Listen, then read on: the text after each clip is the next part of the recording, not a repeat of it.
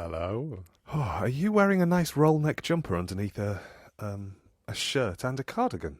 That's none of those things are correct. Oh, okay, there we go. Yeah. I am wearing a t-shirt because I got a little warm, which is strange because it's quite nippy. And then I'm wearing a bit of technical clothing on the outside of that because, of course. Because technical. What's the... I can't work out what you're wearing. You look like you've got some kind of beautiful kimono object on. Yes, and then what you're catching is an apron. Oh, that's what I'm looking at. It's your apron, because today is bread day. Yes, I'm in the middle of, in fact, this podcast is going to be interrupted by bread timers. My episode is going to be interrupted by digesting bread, because I had a little nap and then woke up really hungry. And there was fresh bread in the kitchen, so I just sat and ate 3 slices. Oh, and they thick slices? No, I didn't go too crazy, but I did put butter on each one. No, that's not true. I put butter on 2 of them, and then I had olive oil and balsamic on another. Oh, you want to just mixing up your fats a little bit? Yeah, I didn't want to go just dairy. I wanted to go dairy, nut-based. Dairy. Is it nut-based? That's pretty much like that's like Morse code for people putting on weight, isn't it? Yeah, but hey, is it nut-based? nut based? No, I was just trying to work out it's not nut-based at all. Because it's fruit. You don't squeeze the... Yeah, I just had a moment where I was like, you don't squeeze the nut in the middle, and that would be a seed. No, you... fruit-based. It's all fruit.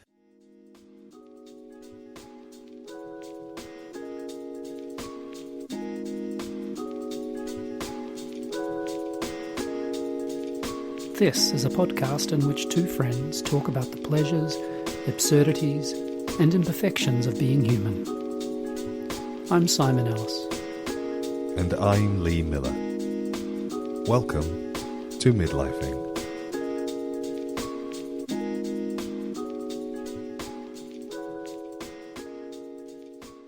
We're almost synced up, haven't we? In terms of? You know, bread making, talking to each other. Bread making. I see what you mean. Yeah, I did a little bread making earlier. My day's been a bit out of kilter because I didn't sleep well last night. Oh, I'm so sorry to hear that again. Yeah, because you heard it in a text. Yes. This is the thing, isn't it? That sometimes these conversations, they spring off things we've talked about. Yeah, I've come with full hands. Tell me about your full hands. Well, just in case we don't have anything else to talk about. Just in case. One story from Lisbon, Portugal, or Lisboa in Portuguese. Minha preferência? Is that how I would say it? I think so. Anyway, I'm having lessons. You've got lessons this afternoon. I have got lessons this afternoon. I'm very excited. Guess what's happening in Lisboa? Apparently, the Câmara Municipal Lisboa, or the Municipal Council of Lisbon, has passed a law that says every time a tree dies or is chopped down because it is dead, it has to be replaced with 2 new trees. Oh, I love that. And those 2 new trees have to be thought about in relationship to climate change. So it can't necessarily be like for like if the reason the tree has died is because of the climate emergency. I just finished reading a book called The Tree Line by Ben Rowlands, and it's basically a sort of a tour of the tree line around the Arctic Circle. And I'm not going to review the book here. I was much better with Bridget in the other week, but it is an extraordinary book. Not least because, wow, the rapidity of the movement of trees north. Running away. And they really are. And if you're a little bit, let's say, squeamish about the climate emergency, wow. I'm trying to focus on the things that people are doing rather than the things that people aren't doing. Yeah. So, Lisbon planting 2 trees for every tree that dies, and then Milan has... pledged to plant 3 million trees by 2030. And, these feel like, look, active things that can be done. Anyway. Yeah, no, I was reading The Red Hand Files. It's Nick Cave's. He answers questions that people write in, and they're pithy little blog posts he writes, and it's some of the most beautiful writing. He's so inspiring. But he said he was talking about the difference between cynicism and hope, and he just said that cynicism doesn't take any energy. And then more or less that hope does, but the reward and the payoff for having hope is so extraordinary. And I was really moved by it. But I think I was moved by it in part because I think it's easy for me to slip into cynicism. It feels like a very close bedfellow, dangerously slow. You you might say it's not who I would want to be. So the cynic is closer to the surface for you than the hopeful one. Mm. Yeah, I think so. And I think that relates to a kind of a tendency towards judgment as well, which is or being quick to judge. And if I were to, not that this, I don't want to belabor it, is that I think they sort of. They seem to sit quite, you said close to the surface, right? And they're so far, there's something too easy about them. There's something too easy about, it's a little bit like way back at episode, whatever it was, talking about curiosity. They seem like the blunt opposite of curiosity. We're complicated creatures though, aren't we? Because I want to ask you about forgiveness, which again is something that we've talked about before. But just listening to you say that you think that you are quick to judge, and that might be allied to cynicism. Are you quick to forgive, do you think? I think I'm quicker to forgive others than I am myself. Right. Because if you think about things in relationship to cynicism or hope, we sort of set up a binary, don't we? As if we are either or. My experience of being in the world is that we're a little bit more muddled and muddied than that. That there are some things that I am deeply cynical about, and then there are some things that I am deeply hopeful for, and those can happen in the same day, sometimes in the same sentence. Yeah, and I think there's something, if we tread on midlifing ground, which, I'm kind of, by asking the question here, it's dangerously close, put it that way, which is, when you talk about that, do you get the feeling that you might be kind of stuck, that this is who you are? I think I am often stuck in how I tell myself and tell others who I am. But then I think often I surprise myself and go, oh, that's not the response that I thought I was going to have. Or I'm capable of stepping away from that response with more rapidity than I thought. Does that serve to change the sense you have of yourself, or do they just become outliers in the narrative of yourself or the self? I'm not sure that it's outliers. I think it might be that it just helps to complicate things. So I used to think of myself as a little bit like a Labrador, in that I am quite loyal. And that's true, but there is also a part of me that is effectively, you're dead to me. So there's this other bit of me. It's like, oh, I'm both, aren't I? I'm capable of absolutely, setting fire to bridges and walking away from them, and going, it's okay, I don't look back. Which is not a very Labrador trait. A Labrador trait would be to just sit there and be kicked and kicked and kicked. Yeah. So there is a sense that I catch myself in those moments of articulating myself to myself or perhaps to others and then going, oh, but that's not true either, is it? Or perhaps it's not always true, or perhaps it's differently true in different contexts. So that's just sort of why I was thinking about the idea of being quick to judge or the rapidity towards a cynical worldview, and then what of forgiveness? Because if you're quick to judge and then you're also quick to forgive, it sort of balances out, doesn't it? It weakens yeah. So what you're talking about is I'm right there with you, which I think is one of the most extraordinary things about friendship, and also one of the most sad things because of course some friendships disappear, don't they? But there's something about friendships which I think we treat them quite differently from our kind of sexual partners or partners, I don't know, or life partners, however you want to describe that, those people.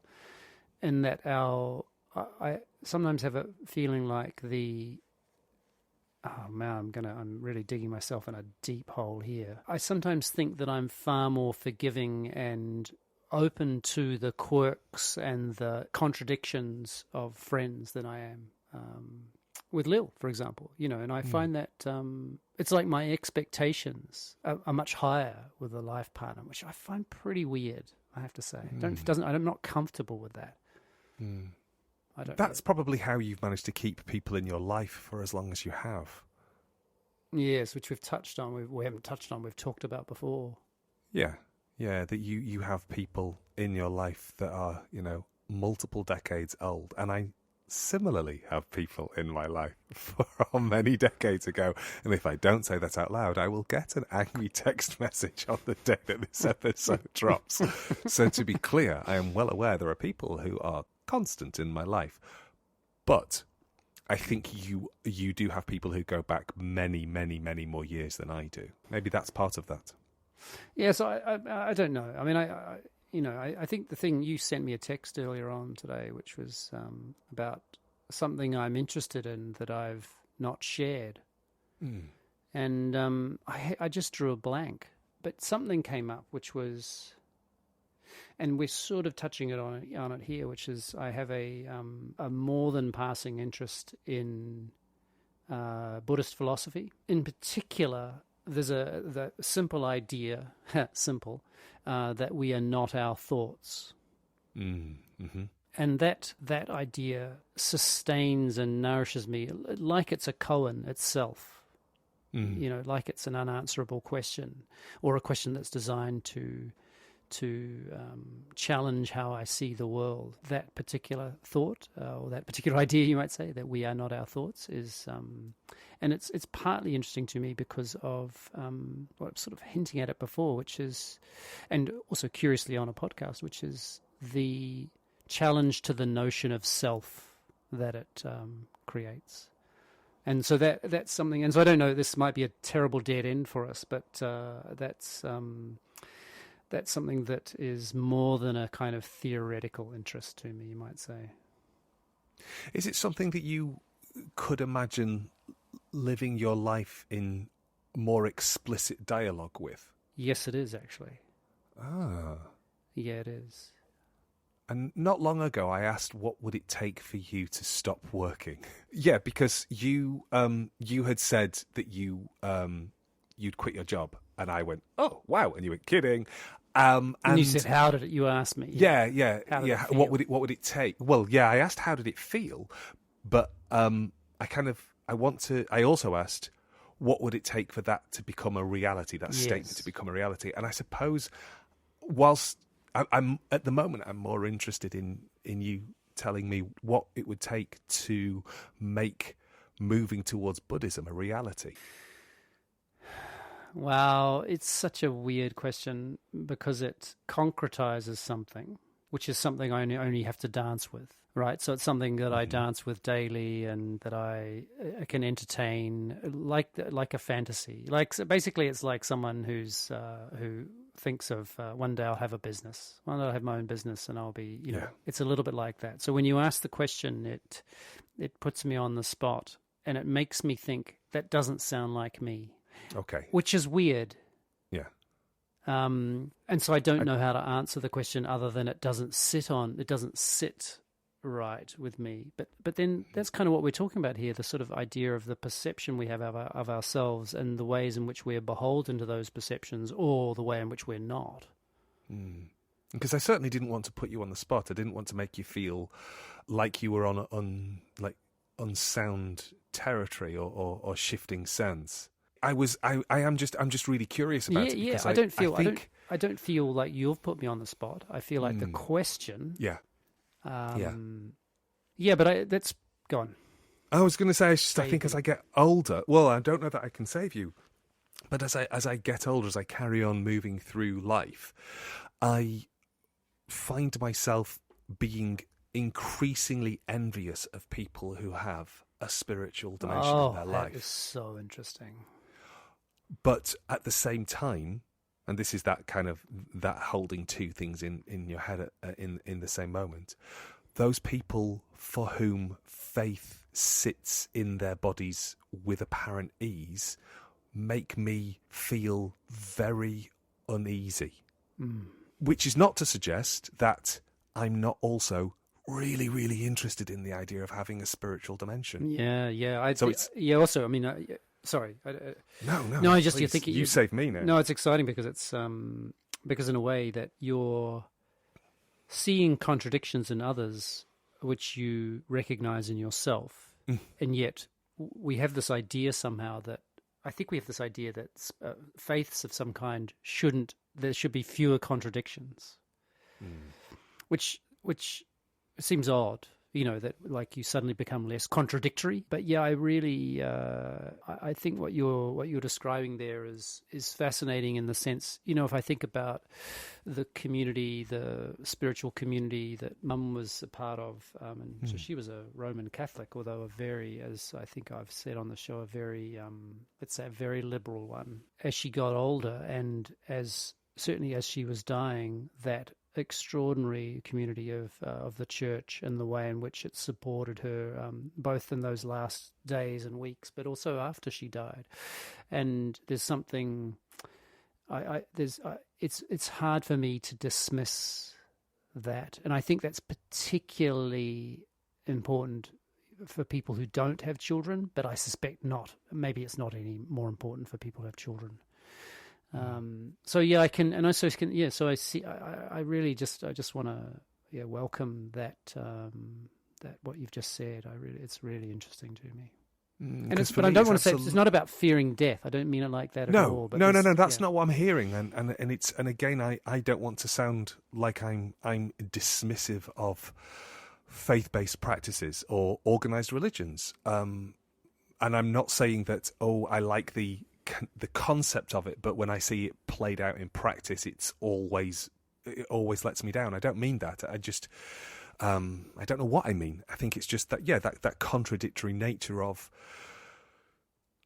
I don't know. I mean, it's also because I think it becomes tighter, because I've a few friends and friends of friends have died in the last year, and something happened the other day, which was we went and met a group of friends as a surprise birthday party, and for a person we hadn't seen since before the pandemic.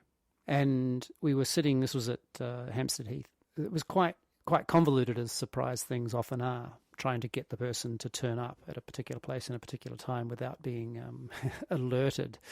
Yeah. And it was freezing, and we were all huddled together, and I was running up and down the hill to try and stay warm. And then we got word that she was not far off. And then what happened is she saw one of us and was just like delighted, and then saw another unconnected and thought, and you could see the look on her face, which was going, wow, that's amazing that those two people happened to be. And then the sort of revealing of all of us and the recognition of what was going on. I mean, it was beautiful. Beautiful, beautiful, beautiful seeing the change in her face. And then she burst into tears. And it was just so fantastic. And I'm telling the story because on top of friends dying is that slight sense of the kind of contraction which I'm assuming is going to start happening, or you might say has already started happening as someone approaching my mid-50s. That is, people I know dying. And so there's the kind of the sort of sense of, well, who am I in community with? Because it was easy for all of us as a group of, what would be 10 or 12 friends to turn up and be there. But when that starts to, get thinned out, I'm not sure about the language here, but who am I in, who is each of us in community with? And I can just imagine, I know my grandmother remember talking about about the sense of all her friends dying or having died, when she was 88, 89, 90. And, just wow. I think two things occur to me. The first is flippant, and the second is a little bit more less flippant. So both are flippant. One's I don't know if the second one is flippant, but go with the flippant first, and then we can. The second one is more of a gift that I think I've been given, but the flippant one is that, and then maybe it's actually not flippant. Maybe it's just it's a recognition of who I am. The idea of the surprise party fills me with such an overwhelming sense of dread. Yeah. I am not a person who wants to be confronted by people in that way. I don't like bumping into people out of context. It makes me feel incredibly anxious. It always has. And so you haven't got your right. You haven't got your right face on for those people, or I mean, I'm being. No, it's something much. I'll be really honest with you, Simon. I am far too selfish to spend my time with people when it hasn't been something which I have agreed to. Right. If I'm just really honest, that interruption, because I think.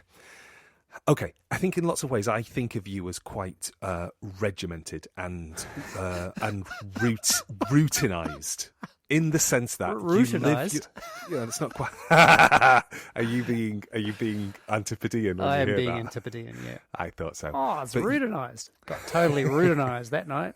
But that sense that you like timers, you like structure. We are on. Just thinking now about Trello, that thing that you use to organise us, which I have to be texted to look at, because that's how I don't function in the same way. And the contradictory nature of how we understand ourselves is that, I'm free floating and like easygoing, and Simon's more regimented. It's not true. It's not true in the slightest. If I'm really honest, I think I'm probably slightly, and by slightly I mean significantly, more regimented, and I will give out small sections of myself to other people, and if they encroach on me, then that's that. I find it. I don't want to overplay the word. It doesn't feel like an assault, but it just feels like a deep irritation. It's like, what the fuck are you doing walking down this street at this moment?